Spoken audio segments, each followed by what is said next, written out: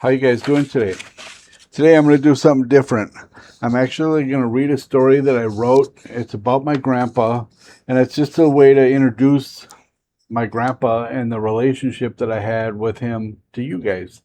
Because I know I've talked about it with you guys a few times, so it's important that I get this out to you guys so you understand. So I'm going to just start. It was June 24th, 1982. It was my turn to stay awake and give my grandpa his morphine. I sat in the kitchen waiting for that hour to come. I couldn't go to sleep until I gave him his meds, and his meds came at 2 o'clock in the morning. I had no idea that my life was about to change dramatically. Tick tock, the clock rang out. 2 bells. It was time.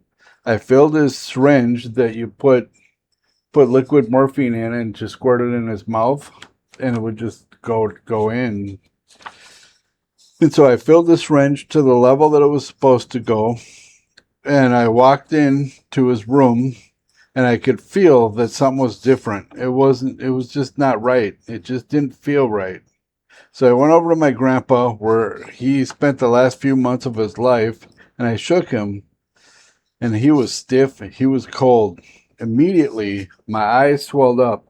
I just knew he was gone. I ran outside crying more than ever in my whole life. I looked up at the stars. It was a warm summer night, June, and the stars were just amazingly beautiful that night.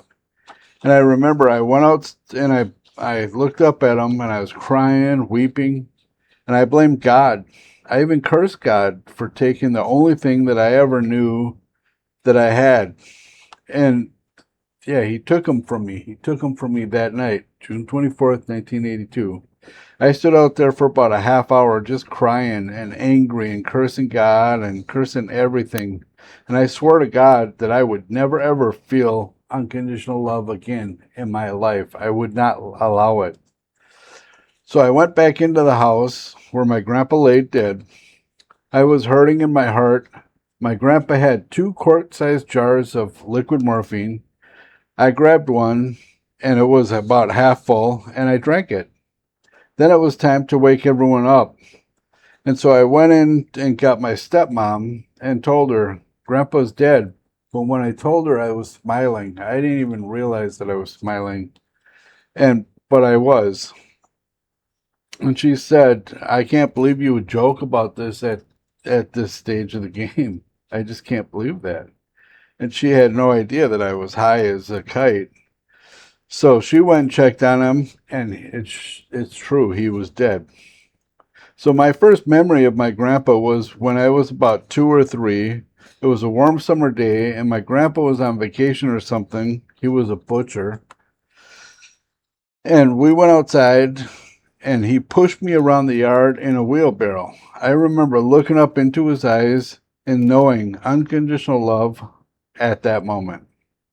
I trusted him. I loved him. Okay, so my mom decided to take us right after I was 2 or 3 to California. Me, my little brother, and my older sister. And she pushed us 3, or I was pushing 4 at the time, sorry. We drove what seemed like for weeks and months. Finally, we got to sunny California. We had no place to live, so my mom had some friends that we stayed with for about 2 weeks or so. That was the plan anyway. Then my mom went to get some work and saw a place for us to live, I guess. And so her friend came and told her, hey, you got to get these kids. You got to get your kids. They're not our responsibility, which I understand what they did. And so my mom took us to a neighborhood in LA and just dropped us off and said, I'll be right back. A few hours passed and no mom. My brother and my sister were hungry, as was I. My sister asked someone for some food, and they called the police. I saw the police come, so I ran. I didn't like the police because I remember watching them as they beat my dad mercifully. There was blood everywhere. There was blood on the ceiling, the walls, the floor, everywhere from my dad. So I watched the police just tear him apart. And so I hid. And then I watched the police take my brother and sister. There I was in a place I didn't know, and I had no one around, and my mom never came back. I stayed around that area waiting and watching. I found this place where I could sleep. It was kind of on the side of a hill. I didn't eat for days. Finally, it was time to eat or die, or at least that's how I felt. The pain, the hunger pain was so bad, and the dehydration was just crazy.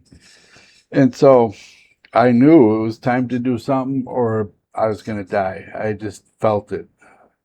And remember, I'm 4 years old at this time, roughly, maybe a little younger, maybe a little older. Um, but before I died, I remember sitting there watching because I watched that where she dropped us off every day. And this car pulled in, and it was this lady yelling at her son. And I couldn't tell what she was yelling at him, but she was yelling at him.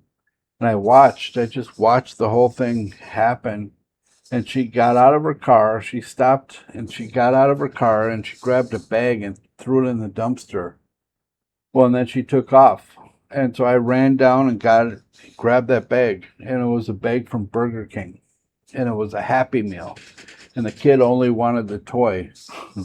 So he took like one sliver of bread. So I had a whole fries and everything. I had everything. And then I realized that the school was right around the corner, and the schools out there had hallways were outside, not in. And so the drinking fountains were right outside the building. So you could just drink right there. So that's what I would do. And I remember going up there, and them kids were so mean to me because I stood out like a sore thumb. And they would make me bleed every day. They would make me bleed until I couldn't take it no more and I stood up. I also realized that Burger King, which was down the other way a little bit, every night before they closed, they'd throw their food away. And so I would go eat their Burger King every day. I had Burger King every single day from their dumpster. And so that's how I survived out there. And I'd drink water and eat Burger King. Whatever they threw in their trash, I would eat. So, and it didn't take too long before I got arrested for shoplifting or picked up. And they took me to an orphanage where I lived I lived all by myself. But I remember there was these iron bars on our play area that I can see out into this giant field where they would fly kites and stuff. And I was looking out there and I seen my sister and I got her attention and she came running over and she had friends there and she was just doing good. And I said, "Hey, where's Bobby? Where's our brother?" And she said, "See the windows over there?" And it was windows to a bathroom. There was toilets inside these windows. And so she said, he'll go in there. You'll see him. Just watch in there. You'll see him. And so I did. And sure enough, Bobby, who was a baby last time I seen him, was walking now. And he walked in and he took a crap in the toilet. And that's how I seen him. I'm knocking on the window and he had no idea who I was. But yeah, it was something. But that place was run by a bunch of nuns, and they were mean. They were so mean to us. I remember they had me so afraid of God that I didn't want no part of God.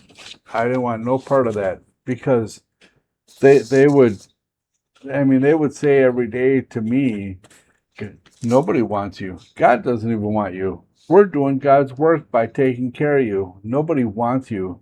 And you're going to go to hell because nobody wants you. God doesn't even want you." And so that's what they said. And so I was scared to death of God. I didn't want any part of that.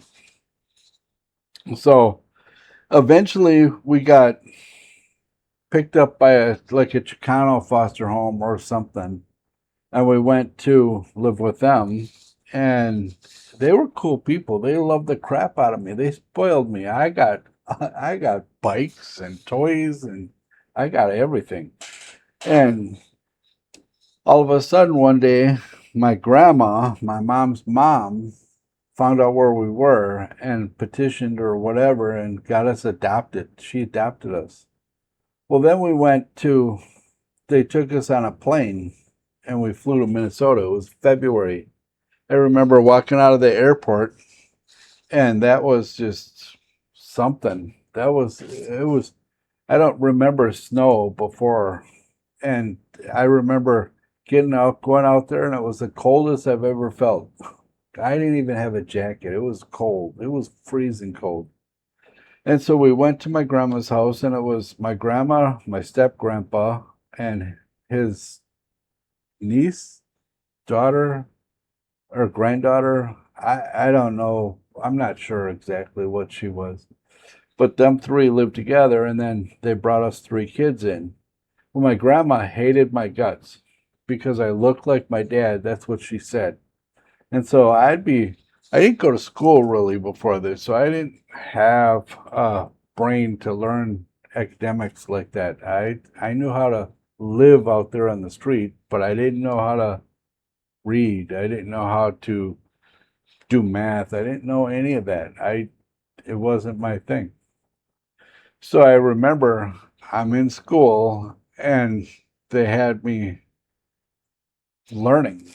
And so I'm struggling. I'm just trying to force myself to learn where they are because I felt stupid because I wasn't at the same level as the grade that I was in. And they put me in a grade lower than my normal class, even. And I still wasn't at that level. I didn't know. And so I muddled my way through.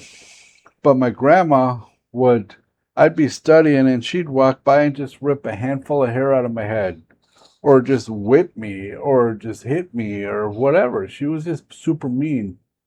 Well, you know, one day she did that and it triggered something in me that was like the kids who slammed my face into the water fountain in California. And so I snapped and I said, mm-mm. So I ended up hurting her pretty bad.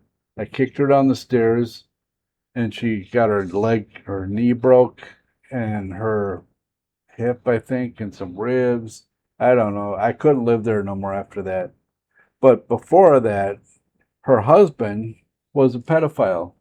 So she just brought a buffet line into this pedophile of us kids. And he had his way with all of us. And he was just a sick man. So I can relate to that.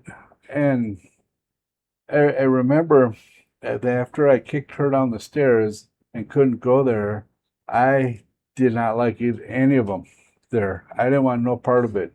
My sister loved it there. She wanted to stay. But I went to my grandpa's, the guy who I would wheel me around, and I looked up and seen unconditional love. And I remember just being super, super uncomfortable there. Super, super uncomfortable because I didn't know anybody. And it only took a matter of time before I could see that love from my grandpa again. And I knew that I was home. That was my home. And so I stayed for till I was 13. And this was when I was about 9 or 10. I somewhere in there. And so I had all this block of highly abusive situations and very traumatic situations, this whole block. And then I went to where I could let my hair down and relax again and be safe. That didn't last for long. And then when I found him dead, I went back to the streets. And so that's essentially, I mean, my mom tried to take us and she was just irresponsible. I remember I got for truancy, they sent me to a shelter home for a punishment. And I was there for like 45 days or something. And when I got out, I went home and there was nobody there. My mom had left, took my brother, and left their dog. We had an old English sheepdog. She left the dog in the house. All that I don't even know. She was super skinny. She looked like she was about ready to die from starvation. So I go in and there's crap all over the place and urine, and it's just it's a shameful place. And so I took care of the dog. I cleaned up the apartment, and I there was no phone, and I was on house arrest. You're supposed to call in. Oops. And I would say, I don't have a phone. I'd go to my neighbors and call my PO and say, I don't have a phone. I don't know where my mom is. I don't know. Well, it was only a couple weeks that I was out and I was violated because I didn't have supervision. And so I went back to lockup. And then my dad got out of prison and I went and stayed with him for a little while. And my dad, the only time he was ever proud of me was when I was stealing or doing something bad to somebody or something. And I would thrive on that. So when I was 16 years old, I got caught. Well, when I was 15, I got caught. And I went to a place called Woodland Hills. And I was there for a minute, a good minute. I was in their work behavior modification program. And people say that doesn't work. I can tell you it does. Since that day, or since that time, I have never once not made my bed. To this day, I make my bed every single day. I also learned how to take care of my teeth, see, and do it that way. So, yeah, it's really amazing. But so there, I got out of Woodland Hills. Well, there was some federal agents who were doing a sting on my dad and us. And so here I am in court. I just got out of jail and I'm going to court and the feds are making a case to try to send me to prison for 35 years because of I was just like my dad. That was a common theme there. I was just like my dad. It was a waste. And so I thought I was going to go on. I thought this was the end for me. That was it. I sunk down in my chair. They brought in a TV. They had me on video. They had recordings. They had all kinds of, they caught me. Even though I said it wasn't me, they caught me. And so I remember sitting low because I thought I was going to prison. And the judge, who I've seen since before my grandpa died, and he said, I've sent you everywhere I could think of to help you, and you've resisted everything I've sent you to. The only thing I haven't done is sent you to treatment. So I'm listening as I'm still slouched down. And he said, so that's what I'm going to do. I'm going to stay the sentence. I'm going to execute it, but I'm going to stay it. And you have to follow these recommendations or you're going to prison. So I sat up and I said, well, what do I have to do? And he said, I have to go to treatment and follow all recommendations. I said, sold. I'll go. My stuff is packed already. I'm ready to go. And so that's what I did.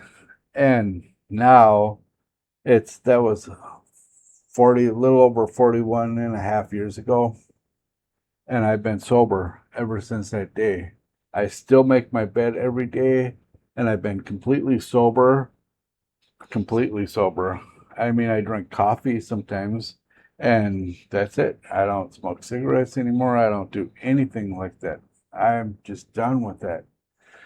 So that's my quest here. That's my journey. That's what I'm doing. And I hope this makes sense to you guys. So that's a little bit about me and my upbringing. Sorry about that. And yeah, and now I'm doing the exercise. So my videos have changed to me walking somewhere. So it's like 10 o'clock in the morning here, and I've already got 5 miles of walking in today. I walk every day. I'm on a quest to get in shape. So that's what I'm here to do. And with that being said, I truly love you guys. I do. I appreciate your support, all the support I get. And even if it helps one person, then so be it. Let it help them.